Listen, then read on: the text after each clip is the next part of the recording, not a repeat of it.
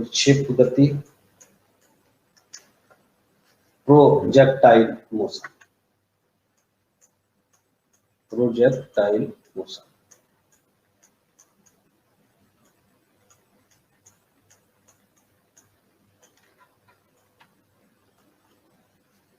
क्या है projectile motion?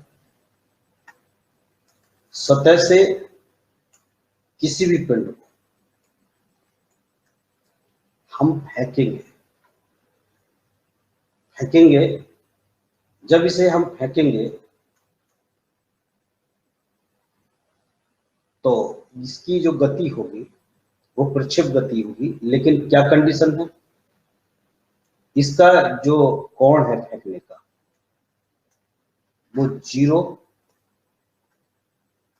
और 90 और 180 को छोड़कर। पहली कंडीशन है कि 0 डिग्री, 90 डिग्री और 180 डिग्री को छोड़कर किसी भी अन्य कोण पर फेंकी गई वस्तु या फेंका गया पिंड, इसका जो मार्ग होगा वो परवलयाकार होगा।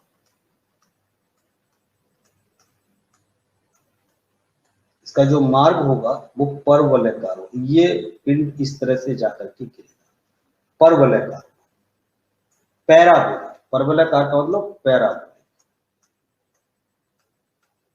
ध्यान रखिएगा, दीर्घ वृत्ताकार नहीं होगा, दीर्घ वृत्ताकार नहीं होगा, वृत्ताकार नहीं होगा, ये नहीं होगा। सिर्फ कैसा होगा? पैराबोलिक होगा। ये मार्ग पैराबोलिक होता है, परवलयाकार होता है। तो इस तरह की जो गति होती है वो गति प्रोजेक्टाइल मोशन कहलाती है, प्रक्षेप गति कहलाती है। ये शर्त है कि ये डिग्री को छोड़कर 3 डिग्री छोड़ी जाती है इसमें। तो मार्ग कैसा होगा? कभी कभी मार्ग पूछता है, तो इसमें प्रोजेक्टाइल मोशन होगी। और इसमें गतियां कितनी होती हैं? इसमें हमेशा 2 गतियां होती हैं एक साथ। एक तो ये पिंड ऊपर को भी जाता है तो इसको कहते हैं ऊर्ध्व गति। ये जैसे जैसे आगे बढ़ता जाएगा, देखिए यहाँ पहुंच गया तो इतनी ऊंचाई पर पहुंच गया, यहाँ पहुंच गया कुछ और ऊंचाई पर पहुंच गया, यहाँ सबसे ज्यादा ऊंचाई पर पहुंच गया। तो इसकी गतियां जो होती हैं वो 2 होती है। एक ऊर्ध्व गति भी होती है और साथ में ये आगे भी बढ़ता जा रहा है, और क्षैतिज गति होती है। तो इसमें हमेशा 2 गतियां एक साथ चलती है, क्षैतिज गति और ऊर्ध्व गति। क्षैतिज इसलिए हो गया कि अभी इस सीध में है और ये आगे की सीध में, और आगे ये आगे भी बढ़ रहा है और ऊपर को भी जा रहा है। तो 2 गतियां एक साथ होती है, क्षैतिज और ऊर्ध्व गति। वेग और दिशा अगर कहें तो वेग और दिशा, वेग भी लगातार चेंज होता रहता है। यहाँ वेग कुछ और है, ऊपर गया और कुछ हो गया और कुछ हो गया। और दिशा भी कभी इधर है, यहाँ और दिशा चेंज हो गई और चेंज, हर बार चेंज। तो दोनों चेंज होती रहती है, दोनों चेंज होती रहती है हर बिंदु पर। तो दिशा और वेग लगातार चेंज होते रहते हैं इस गति। त्वरण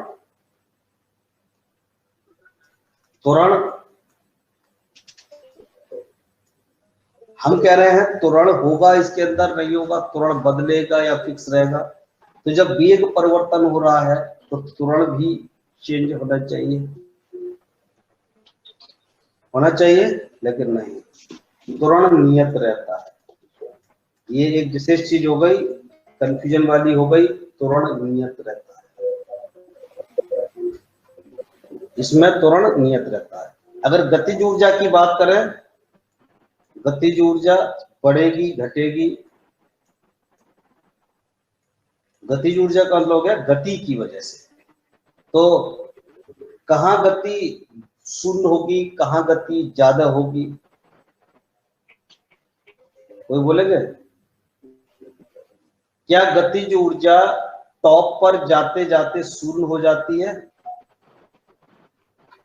टॉप पर जाते जाते अगर हम ऊर्ध्व गति करा दें किसी पिंड की, ऊपर को फेंक दें, तो ऊपर जाने पर स्थित ऊर्जा तो मैक्सिमम होती है, जबकि काइनेटिक एनर्जी शून्य होती है ऊर्ध्व गति। जबकि क्या इसमें काइनेटिक एनर्जी शून्य होगी? शून्य नहीं होगी।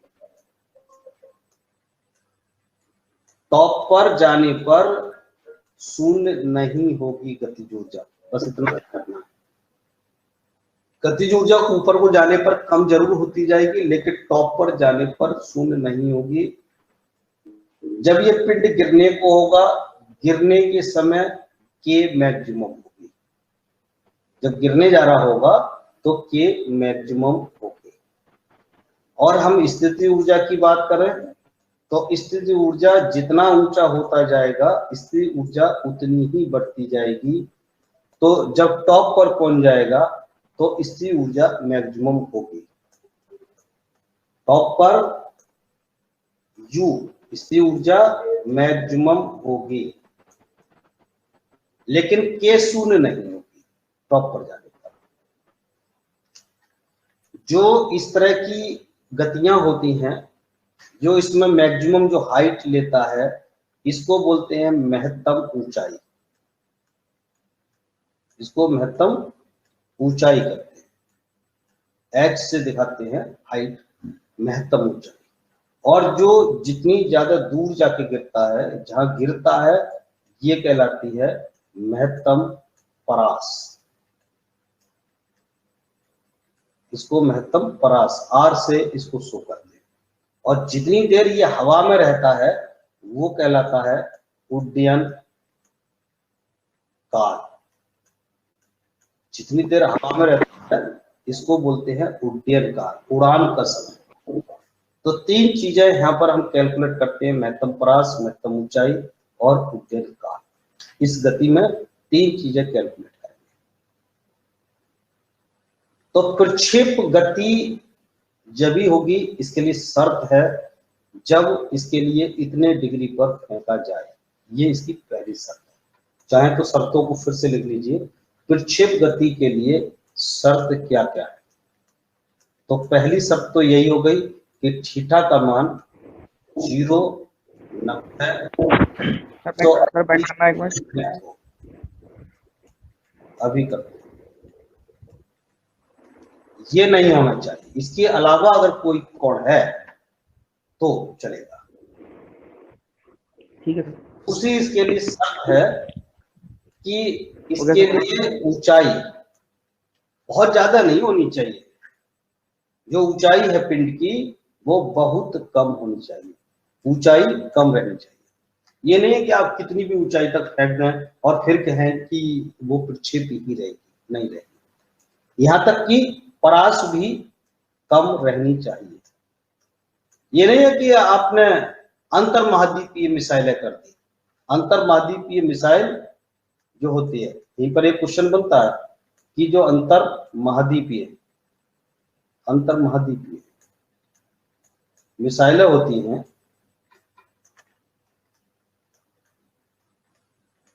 इनका मार्ग कैसा होता है? परवलयाकार नहीं होता इनका मार्ग। इनका मार्ग परवलयाकार नहीं होता। कैसा होता है? दीर्घवृत्तीय होता है। ध्यान रखिएगा, जितनी भी अंतर महाद्वीपीय मिसाइलें हैं, जो लंबी दूरी की मिसाइलें होती हैं, वो परवलयाकार नहीं चलती। क्यों? क्योंकि परास कम होनी चाहिए। अगर परास ज्यादा हो गई तो वह प्रॉब्लम है। क्या क्या प्रॉब्लम है? अगर परास ज्यादा हो गई तो कई सारी प्रॉब्लम्स हो जाती है। परास ज्यादा होने पर एक तो जी चेंज होता रहेगा, जहां तक जी प्रभाव डालेगा। दूसरा, वायु का जो घर्षण है वो प्रभाव डालेगा। जी चेंज हो जाएगा, वायु का घर्षण प्रभाव डालेगा।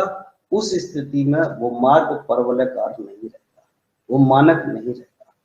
और इसके अलावा एक और प्रारंभिक वेग भी कम होना चाहिए। जो प्रारंभिक वेग है, तीसरी कंडीशन है प्रारंभिक वेग कम होना चाहिए।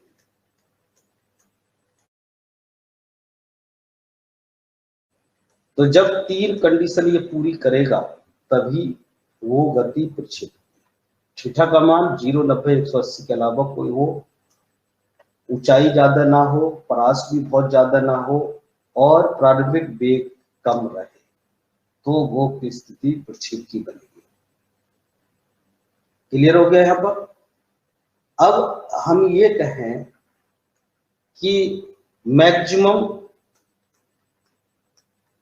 h लेना चाहते हैं, मैक्सिमम r लेना चाहते हैं, यानी दूर जाके गिरे, तो थीटा का मान कितना होना चाहिए? तो दूर अगर चाहते हैं तो थीटा का मान 45 डिग्री होना चाहिए। कहते हैं ना लॉन्ग जंप के लिए, लॉन्ग जंप में, लंबी कूद में लोग कितने पर कूदते हैं? गोली ज्यादा दूर लगे, भाला दूर जाके गिरे, चक्का फेंक में क्या करते हैं? चक्का फेंक में उसे 45 डिग्री पर फेंकवाते हैं। लॉन्ग जंप 45 डिग्री पर की जाती है। क्यों? क्योंकि ज्यादा से दूर जाकर। और जो हाई जंप होती है ऊपर के लिए, एच मैक्सिमम आए तो थीटा का मान 90 डिग्री किया जाता है। हाई जंप में 90 डिग्री पर कूदते हैं। तो ये कोण का बड़ा महत्व है। एक तीसरा ये भी कहता है यहां पर कि H और R दोनों मैक्सिमम है। H and R both maximum, दोनों मैक्सिमम कब आए? यानी वो दूर जाके भी गिरे और ऊंचाई भी ज्यादा से ज्यादा, तो उसे 76 डिग्री पर फेंकना चाहिए। अगर 76 डिग्री पर अगर कोई पिंड फेंका जाएगा तो उसका R और H दोनों मैक्सिमम। क्लियर हो गया? अब एक बात यहां पर पूछी जाती है,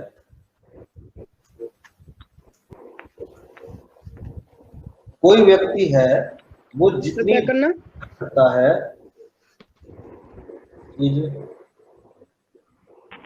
कोई कंफ्यूजन हो रहा हो तो क्लियर कर लेना पहले।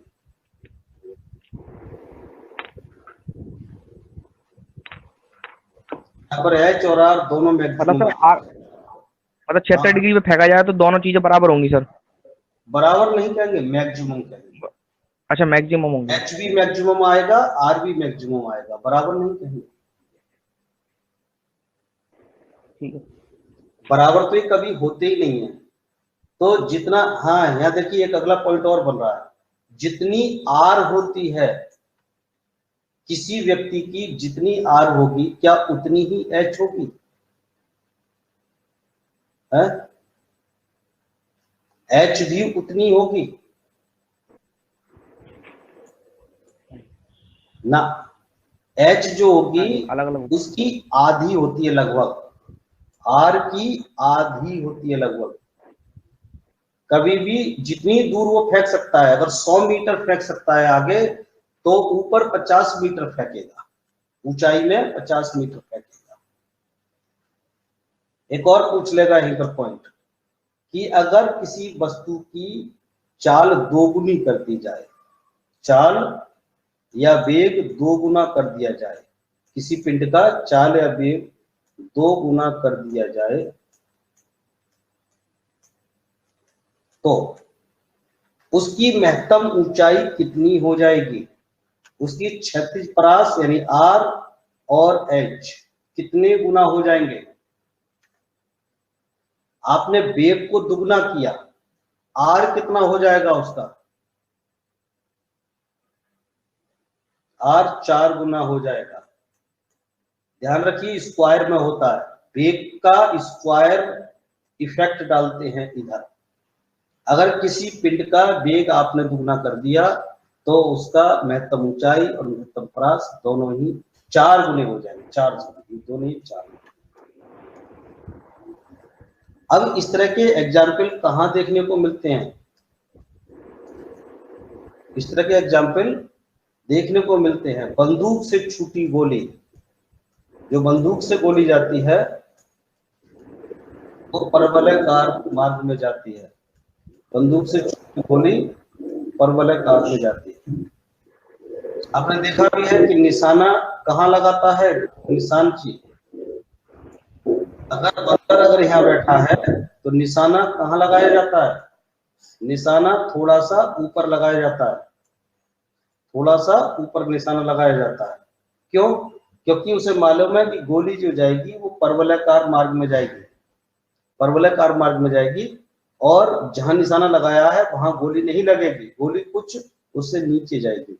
इसलिए निशाना हमेशा कुछ ऊपर उठा के मारते हैं। तो यहाँ पे लिख लीजिए, निशाना हमेशा कुछ ऊपर उठा के लगाते हैं, हमेशा निशाना ऊपर लगाया जाता है कुछ। अगर किसी बंदर को निशाना लगाया है, निशाना लगाने का मतलब ही यही है, कुछ ऊपर उठा करके लगाएं।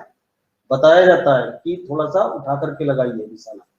तो अगर किसी बंदर को निशाना लगाया है, निशाने का मतलब है कि उसके पक्का वो गोली लगेगी लगेगी, तो निश्चित है कि उसने कुछ ऊपर उठा करके ये लगाया होगा, कुछ ऊपर लगाया होगा, तभी वो निशाना बोल रहा है कि निशाना लगाया है बंदर के। अचानक ये बंदर कूद पड़ता है या गिर पड़ा या टहनी टूट गई, तो बताइए गोली उसके लगेगी या नहीं लगेगी? कूदने पर लगेगी नहीं लगेगी? नहीं लगेगी, गोली लगेगी। अगर ये कूद जाता है या इसकी डाली टूट जाती है तब भी गोली लगेगी। क्यों? जितना जी इस पर काम कर रहा है उतना ही जी उस पर काम कर रहा है, उस डाली पर भी काम कर रहा है, उस बंदर पर भी कर रहा है। यानी इस गोली पर जितना जी है उतना ही उस पर है, इसलिए लगेगी। उस कंडीशन में लगेगी। अगर उसने निशाना लगा रखा है तो, और अगर कोई गोली का निशाना ठीक बंदर पर लगाता है तो गोली लगेगी नहीं लगेगी? बंदर के नीचे से निकल जाएगी। अगर वो ये कहता है ठीक निशाना बंदर पर लगाता है तो गोली उसके नीचे से निकल जाएगी। इसमें देख लेना लैंग्वेज पर फर्क पड़ता है। एक बंदर पर निशाना लगाया जाता है, बंदर कूद जाता है, गोली लगेगी नहीं लगेगी? गोली लगेगी, क्योंकि निशाना लगाने का मतलब कुछ ऊपर ही लगाया होगा। अब वो कहता है ठीक बंदर पर लगाया जाता है निशाना, मतलब निशाना ऊपर नहीं लगाया जा रहा, ठीक बंदर पर लगाया जा रहा, तो गोली नीचे से निकल जाएगी। इसको लिख नहीं रहे हैं इस लैंग्वेज को। दूसरा एक और पॉइंट लिख लीजिए, एक आधा एग्जाम्पल और लिखिए। तोप से छूटा गोला, तोप का गोला है, धनुष है, भाला फेंका है, भाला फेंक, भाला फेंक भी इसी तरीके की होती है। खिलाड़ी कैच लेता है, जो खिलाड़ी की जो गेंद आ रही होती है कैच लेते समय,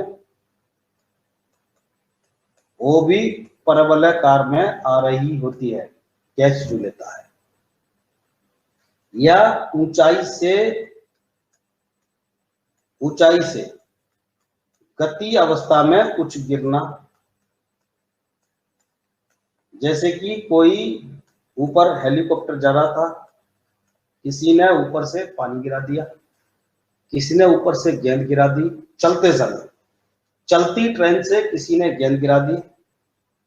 तो इस तरह से ये जितनी भी हैं, चलते वाहन से कोई चीज गिरेगी तो वो परवलयकार होगी। एक व्यक्ति ट्रेन के डब्बे में बैठा बैठा दो गेंद लेकर के हाथ में ऊपर को उछाल रहा है, बार बार ऊपर को उछाल रहा है, एक को उछालता है दूसरी ले लेता है, दूसरी उछालता है फिर दूसरी ले लेता है हाथ में, तो क्या उस गेंद की गति परवलयकार होगी?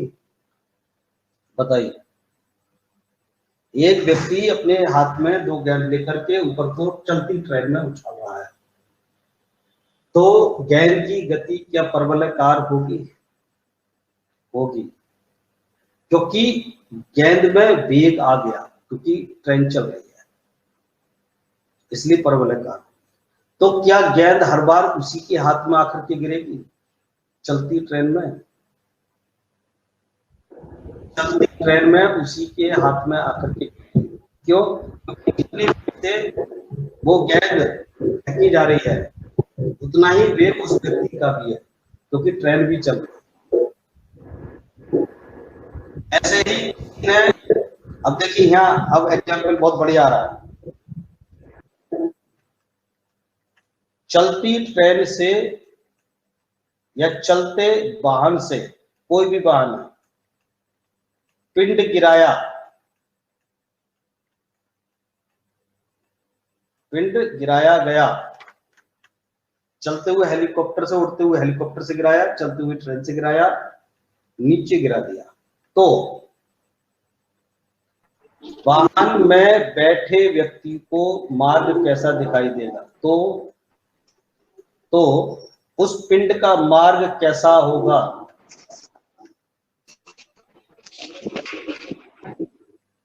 बताइए। तो मार्ग तो परवलयकार होगा, होगा नहीं? क्योंकि चलते वाहन से गिराया है, तो पिंड का मार्ग रियल में परवलयकार होगा। लेकिन वाहन में बैठे व्यक्ति को कैसा दिखाई देगा? रेखीय गति करता हुआ। और जो कहीं रास्ते में कोई खड़ा है, कोई स्थिर खड़ा है, स्थिर खड़े व्यक्ति को बाहर से कैसा दिखाई देगा वो मार्ग?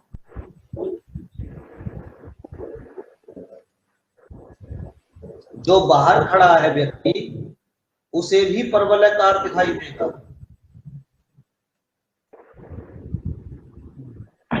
यह सापेक्ष गति है, लेकिन जो वाहन में बैठा व्यक्ति है उसको ऋजु रेखीय दिखाई देगा। ध्यान रखिएगा, ये क्वेश्चन पूछा जाता है, क्योंकि ट्रेन में बैठे व्यक्ति की जितनी गति है उतनी ही गति इस पिंड की है। तभी तो वो ट्रेन में बैठा बैठा बॉल को अपने हाथ में बार बार ले रहा था, क्योंकि उसके लिए तो ऋजु रेखीय गति है। ऐसा ही होता है कैच लेते समय, बल्ले से जब गेंद की जाती है,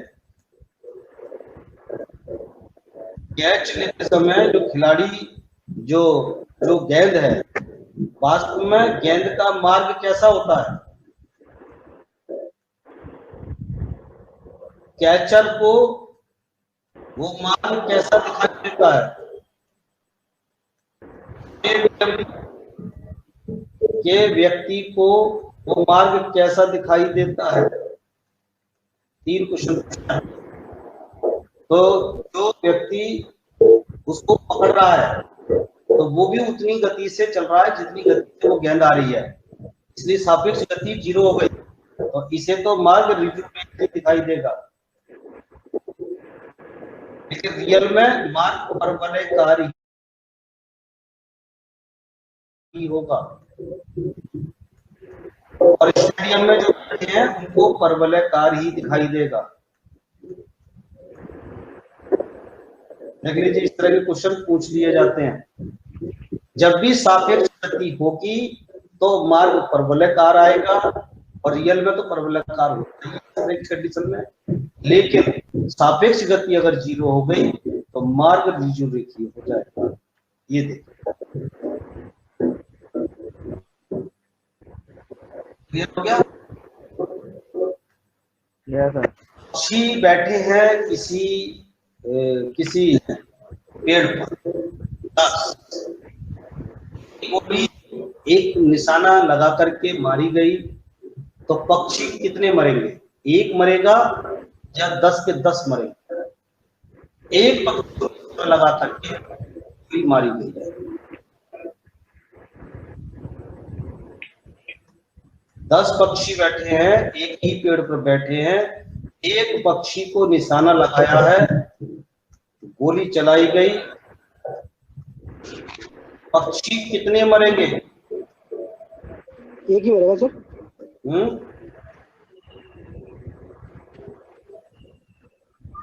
एक मरेगा केवल कोई नहीं मरेगा,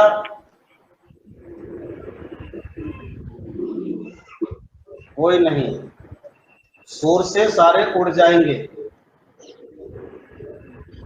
शोर से उड़ जाएंगे सबके सब।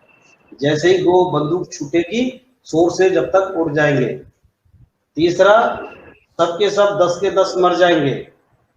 जी कुछ नहीं कह सकते। रीजनिंग का क्वेश्चन हो गया और साइंस का भी हो गया।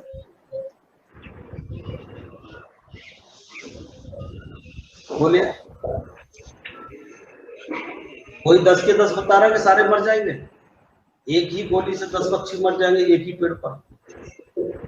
नहीं मरेगा, संभव ही नहीं मरेगा, बस सिर्फ एक को मारा जाएगा। तो क्या एक को निशाना मारा जाएगा तो ये मर जाएगा क्या? एक क्या पक्षी तक जो आवाज जाएगी उस बंदूक की, क्या उससे जल्दी गोली पहुंच जाएगी? उस पक्षी तक गोली पहले पहुंचेगी या आवाज पहले पहुंचेगी? बताइए कौन सी पहले पहुंचेगी? आवाज की गति कितनी होती है?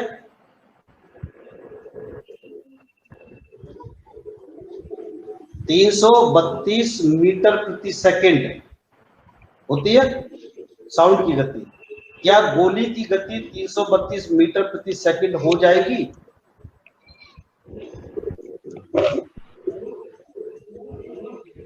बोलिए, नहीं होगी। आवाज पहले पहुंचेगी, तो आवाज पहले पहुंचेगी तो सारे पक्षी उड़ जाएंगे जब तक, कोई नहीं मरेगा, कोई नहीं मरेगा, शोर से उड़ जाएंगे। हाँ, साइलेंट बंदूक है तो फिर एक पक्षी मर जाएगा। साइलेंट वाली है तो एक पक्षी मर जाएगा, एक गोली से एक ही पक्षी मरेगा, अगले के लिए अगली गोली चला देगा। तो यही वाला आंसर लगेगा, कोई नहीं मरेगा, शोर से सारे उड़ जाएंगे। बताइए इसमें किसी को कोई पूछना हो? क्लियर है सबका? क्लियर है सर। ये प्रक्षेप गति से संबंधित हो गया। अब हम बात करेंगे गुरुत्व से संबंधित। ये गुरुत्व का बहुत अच्छा है और इम्पोर्टेंट है। अब अगले पार्ट में इसमें चल रहे हैं गुरुत्व से रिलेटेड। थोड़ा सा गुरुत्व का पहले जानते हैं। गुरुत्व से पहले, गुरुत्व करने से पहले थोड़ा सा केंद्र, किसी चीज का एक केंद्र होता है, केंद्र होता है, तो पहले बात कर लीजिए उसका गुरुत्व केंद्र। गुरुत्व केंद्र क्या होता है?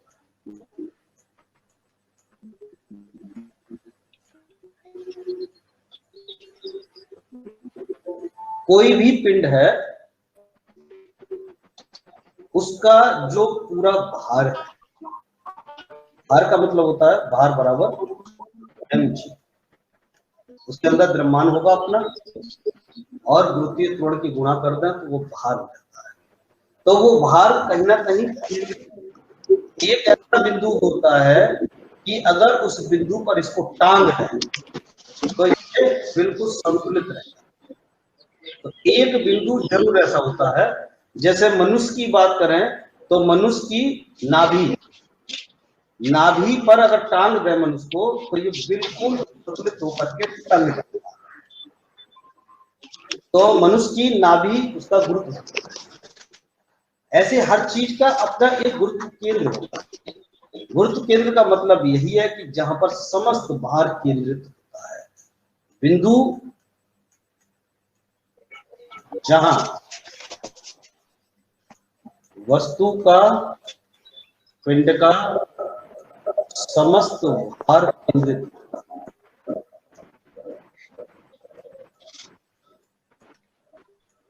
वो बिंदु क्या कहलाएगा? उसका गुरुत्व केंद्र कहलाएगा। हर वस्तु का गुरुत्व केंद्र अलग अलग होता है। तो ये किस बात पर निर्भर करता है? क्या उसका आकार बदलने पर निर्भर करता है? क्या उसका वजन बदलने पर बदल जाता है? क्या चीज चेंज हो जाए गुरुत्व केंद्र बदल जाएगा? आकार से बताइए। आकार बदलने पर गुरुत्व केंद्र भी बदल जाता है।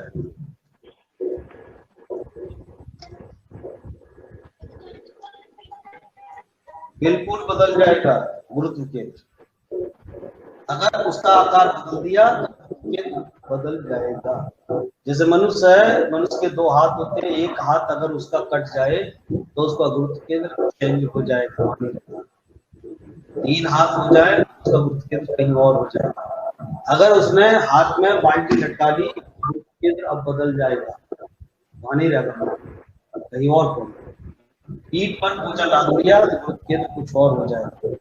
तो आकार बदलने से गुरुत्व केंद्र हो जाता है। तो गुरुत्व केंद्र कहाँ होता है किसी चीज का?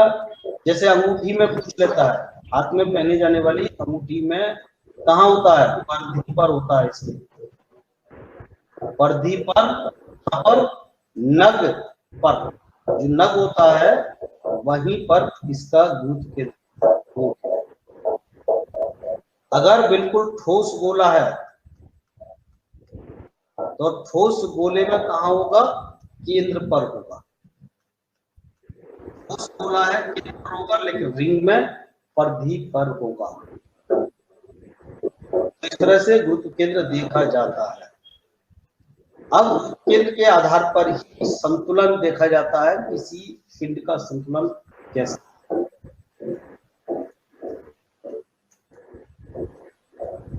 संतुलन, ये 3 तरह के संतुलन देखने को मिलेंगे। एक स्थायी संतुलन, पहले हम स्थायी संतुलन कर लेते हैं। संतुलन, स्थायी संतुलन का मतलब है कि अगर किसी को इधर उधर हम हटा दें तो अपनी पूर्व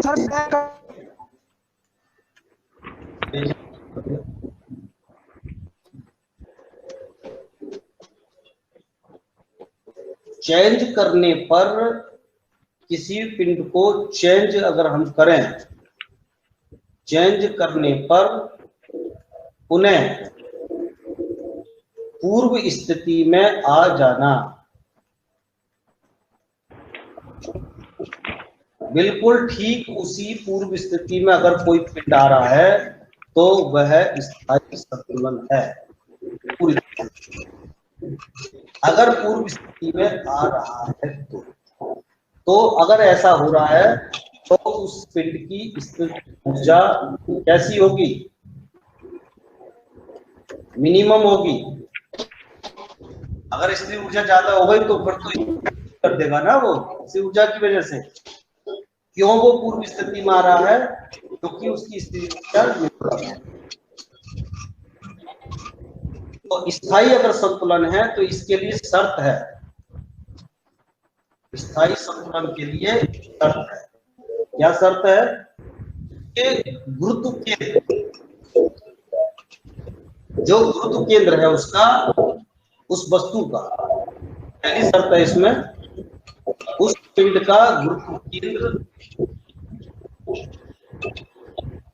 निकटतम होना चाहिए।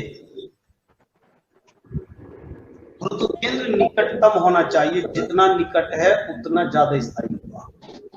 ऐसा नहीं है गुरुत्व केंद्र हमारे पैरों पर हो गया या गुरुत्व केंद्र हमारे बालों पर हो, दूर हो गया। बिल्कुल सेंटर में होना चाहिए, यानी सेंटर से निकटतम होना चाहिए। और दूसरी कंडीशन है, गुरुत्व केंद्र से होकर जाने वाली ऊर्ध्वाधर रेखा, गुरुत्व केंद्र से होकर जाने वाली ऊर्ध्वाधर रेखा,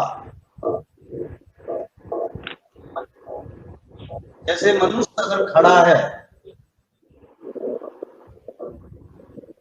मनुष्य खड़ा है तो जो नाभि है इसकी, नाभि से होकर जाने वाली ऊर्ध्वाधर रेखा नीचे बिल्कुल सीधा डाल दें तो ऊर्ध्वाधर रेखा उसके आधार से जानी चाहिए, उस वस्तु के आधार से जानी चाहिए,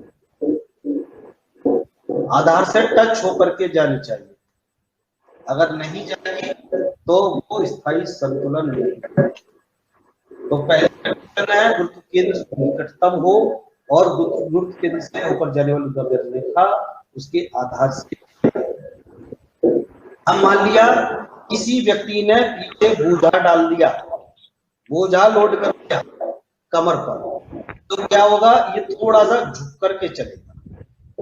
ये झुक करके क्यों चला? जैसे ही बोझा डाला इसने तो गुरुत्व केंद्र अब इसका यहां नहीं रहेगा, बिल्कुल गुरुत्व केंद्र इसका हट जाएगा वहां से, और उससे जाने वाली ऊर्ध्वाधर रेखा इसके अब पैरों से नहीं जाएगी, आधार से नहीं जाएगी, ये गिर जाएगा। इसलिए वो झुकता है। झुकने से क्या होगा, अब ये गुरुत्व केंद्र जो चेंज हुआ है, झुकते ही गुरुत्व केंद्र अब वहां नहीं रहेगा, गुरुत्व केंद्र अब कहीं और पहुंच जाएगा झुकते ही।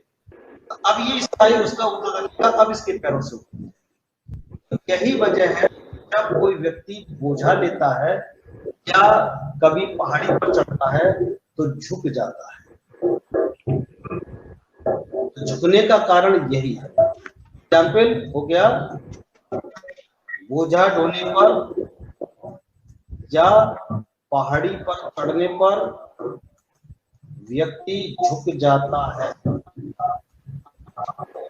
ताकि उसका संतुलन बन जाए। हम अभी बाल्टी ले लें हाथ में, भारी एक साइड तो झुक जाते हैं ताकि हमारा ठीक ठीक बना रहे। और एग्जाम्पल बताइए, पीसा की मीनार होने के बावजूद भी गिरती नहीं, झुकी है फिर भी गिरती नहीं। क्यों? इसलिए नहीं गिरती कि वो मीनार इस तरह की है कि इस तरह की बनी हुई है कि उसका जो गुरुत्व केंद्र है, गुरुत्व केंद्र ऐसी जगह पर है कि जहां से जाने वाली जो ऊर्ध्वाधर रेखा है वो उस बिल्डिंग के मीनार के आधार को टच करती हुई जाती है ये, इसलिए मीनार झुकी होने के बावजूद भी गिरती नहीं है। तीसरा एग्जाम्पल, जो मकान बनाने वाले